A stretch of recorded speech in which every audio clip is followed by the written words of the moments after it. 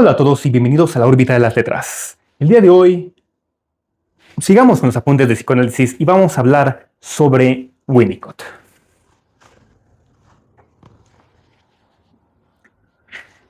Hablemos del desarrollo humano, que no se entiende únicamente como la resolución de conflictos intrapsíquicos o la elaboración de pulsiones reprimidas, sino que también se refiere a un proceso del devenir del ser, un tránsito desde la fusión con el entorno hacia la constitución de un self que exista.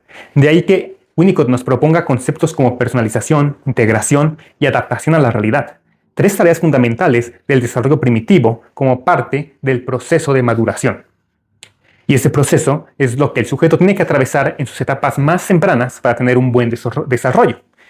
De esta forma, el niño nace con una tendencia hacia la integración, una pulsión básica a reunir los fragmentos sensoriomotores, a sentirse vivo en el cuerpo, a diferenciar entre dentro y fuera, como señala en el proceso de maduración y el ambiente facilitador. Él habla de 3 grados evolutivos que ese niño va a alcanzar: una integración, una personalización y una relación con los objetos.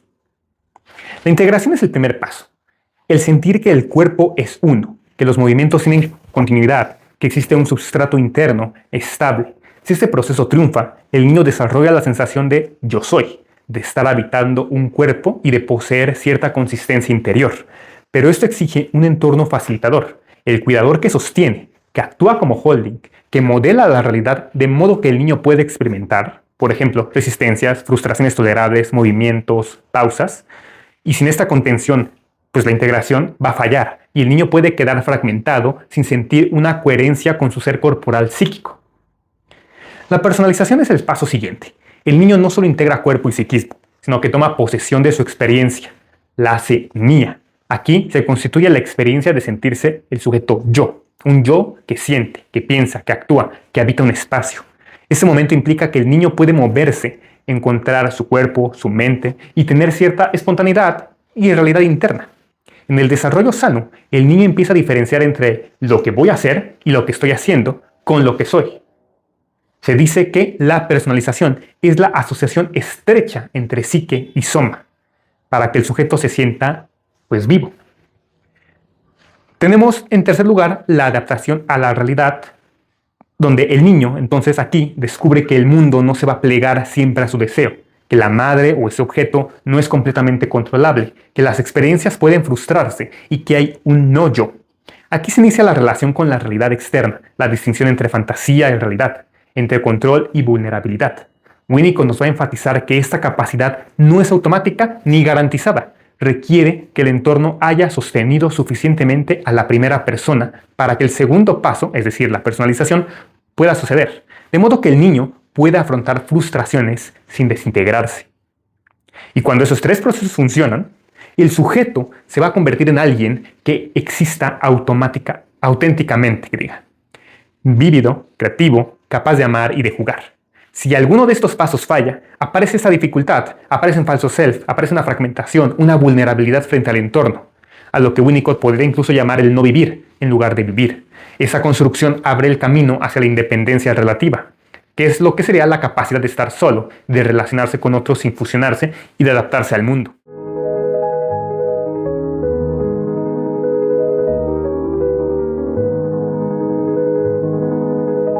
Podríamos decir que Winnicott hace una interesante apuesta en cuanto a la relación cuerpo-mente, donde el desarrollo no es primero mental y luego corporal, sino que desde el inicio el bebé pues está inmerso en un mundo sensoriomotor, donde hay una experiencia corporal y psíquica que se van configurando al mismo tiempo. Es decir, que la mente no se forma aparte del cuerpo. El yo que integra y personaliza no es una mera construcción simbólica, sino que emerge en la vinculación entre cuerpo, mente y todo el entorno. De aquí que el término personalización subraye que el niño reconoce su cuerpo, su mente y los siente suyos. Esa integración implica que el sujeto habita su cuerpo como propio y viva sus sensaciones como voz de su mente. Los trastornos del desarrollo pueden mostrarse como fallas en este sentido de ser en su cuerpo, de habitarse, y añade que la madre o entorno debe responder con precisión al bebé para que este proceso se despliegue. Y de hecho, los trastornos psicóticos, según Winnicott, aparecen como una inversión del proceso de maduración, La desintegración ocurre cuando la integración falló, cuando el niño no logró la personalización o cuando el entorno no permitió una adaptación a la realidad. Aquí se ve una modalidad psicosomática, donde el cuerpo habla la falla del vínculo. El psiquismo manifiesta lo que no fue integrado corporalmente. La mente protesta entonces su no vivir. Y la mente emerge cuando el bebé comienza a experimentar su cuerpo diferenciado, su entorno diferenciado y su relación con los objetos aparte de él. Esa experiencia, pues, es al mismo tiempo corpórea y psíquica, lejos de estar separada. Y muestra que la psique habita en el soma, la mente habita en el cuerpo, y que la integración de ambos es condición de salud.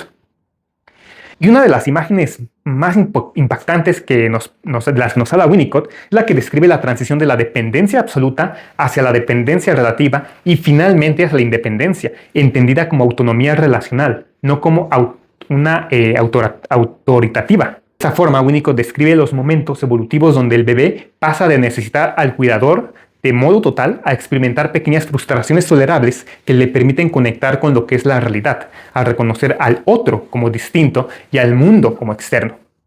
En la fase de la dependencia absoluta, recordemos que el bebé está completamente sostenido por el entorno, necesita que el cuidador anticipe sus necesidades y obviamente eso implica que le suministre un buen holding, un buen handling y un presenting, es decir, una presentación.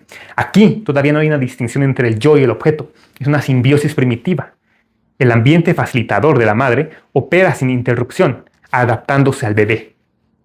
Luego viene la fase de la dependencia relativa, donde el bebé descubre que sus demandas no siempre son satisfechas de inmediato, sino que la madre puede retirarse momentáneamente, que es algo que el niño puede tolerar, y entonces se desarrolla esa frustración tolerable. Esa experiencia de falta controlada es crucial, ya que sin ella la adaptación a la realidad se ve obstaculizada. Y ese niño que ha tenido demasiada adaptación perfecta puede tener dificultad para negociar la realidad cuando ésta llegue con su resistencia más potente. Aquí aparece la urgencia del entorno, donde facilitar la tolerancia a la frustración y calibrar la retirada permite que el niño experimente algo que no es y que no todo está bajo su control. Y finalmente, en la independencia completa, la autosuficiencia, que es la capacidad de estar solo, pues resiste al otro sin sentirse vacío, relacionarse sin fusión, jugar sin necesidad directa de sostén. La capacidad de estar solo como indicador de madurez emocional, lo que implica que el sujeto puede tolerar la soledad estando en presencia de otro, que puede jugar, que puede crear. Y este es el objetivo de ese tránsito de dependencia a la independencia. Por eso el ambiente facilitador tiene un papel evolutivo muy importante. Al principio debe adaptarse casi perfectamente, luego gradualmente debe ajustarse con cierta imperfección tolerable, es decir, lo que mencioné de la frustración leve, y finalmente dar espacio al sujeto para que actúe en el mundo. De esta forma hay una relación que es clave para que el desarrollo fluya. Si el entorno sigue siendo excesivamente adaptativo y perfecto, el niño puede permanecer dependiente. Si el entorno es demasiado fallido, puede colapsar la maduración. Me gustaría comparar este desarrollo humano con la teología cristiana y la filosofía taoísta Zen, ya que nos permite comprender un poco más la visión existencial y espiritual. Ya que desde el punto de vista cristiano podemos ver el proceso de personalización, integración y adaptación a la realidad como una vocación al ser, a imagen del otro divino, al yo auténtico que no está dominado por el falso self. La dependencia absoluta del bebé nos remite a la dependencia original del ser humano ante Dios, a la confianza básica de la criatura en su creador. El ambiente facilitador se asemeja al cuidado divino que acompaña al alma humana en su crecimiento. Pero hay una transición hacia la independencia que no significa la separación, sino una relación libre y madura con el otro, es decir, con Dios. Una capacidad de estar solo en presencia divina, jugar en el mundo, amar y servir sin necesidad de afirmar el yo de forma violenta. Por lo tanto, recordemos que la muerte de Cristo y su resurrección simbolizan que el verdadero yo no surge de la autoafirmación, sino de una relación del vacío recibido y del amor dado. En ese sentido, para que estos pacientes o los sujetos lleguen a existir plenamente, debe haber atravesado la dependencia, la vulnerabilidad, la muerte del falso self para resurgir en libertad y servicio. Y si nos vamos a Oriente, la filosofía taoísta Zen nos habla de una dinámica de un flujo entre dependencia, adaptación, integración e independencia. Se vive como el tránsito del Wu Wei, que es la acción sin forzar, y la armonía del Tao, del flujo. Es devolverse uno mismo en el curso del Tao, integrando cuerpo y mente, adaptándose a una realidad sin resistencia obsesiva. La integración es la fusión, el movimiento con el mundo, la capacidad de estar en este momento, pero sin fragmentarnos. Una adaptación a la realidad que se mueve constantemente y a una aceptación de esta impermanencia de la realidad. Este estar solo no es un aislamiento, sino una plena presencia. El ambiente facilitador se puede ver como el entorno natural que acoge al ser humano en su florecimiento. No lo domina, no lo sostiene, sino que lo acompaña. El desarrollo humano es menos una conquista que un desvelamiento del ser que ya es. La independencia madura no es una autosuficiencia, sino una libre unidad con el todo, con el entorno, con el ser uno mismo. Por eso es que Winnicott me ha encantado mucho para entender la forma en que el desarrollo humano se puede entender, leer desde varias perspectivas que no se ven únicamente desde el punto de vista completamente patológico, sino que nos hablan de cómo el desarrollo y cómo el ambiente facilitador y cómo esos objetos que ayudan a facilitar el desarrollo, pues pueden influir tanto de forma positiva como de forma negativa en cómo esos niños van a crecer y van a formarse como adultos, ya sea completamente independientes o con una independencia no completa. Entonces, tenemos que entender cómo también esa independencia debe también o resuena con la filosofía estoica. Como dije antes, en el Zen, en el taoísmo, también es permitir que todo fluya y aceptar la impermanencia de la vida como tal, de que las cosas, de que la realidad pues siempre está en constante movimiento y que no podemos nosotros controlarla. Tenemos que aceptar las frustraciones que nos da la vida para así poder también continuar nosotros con nuestra propia vida. Muchas gracias por escucharme en estos apuntes de psicoanálisis. Nos vemos en la siguiente recomendación, apuntes, críticas, análisis, pues lo que venga primero. Hasta la próxima.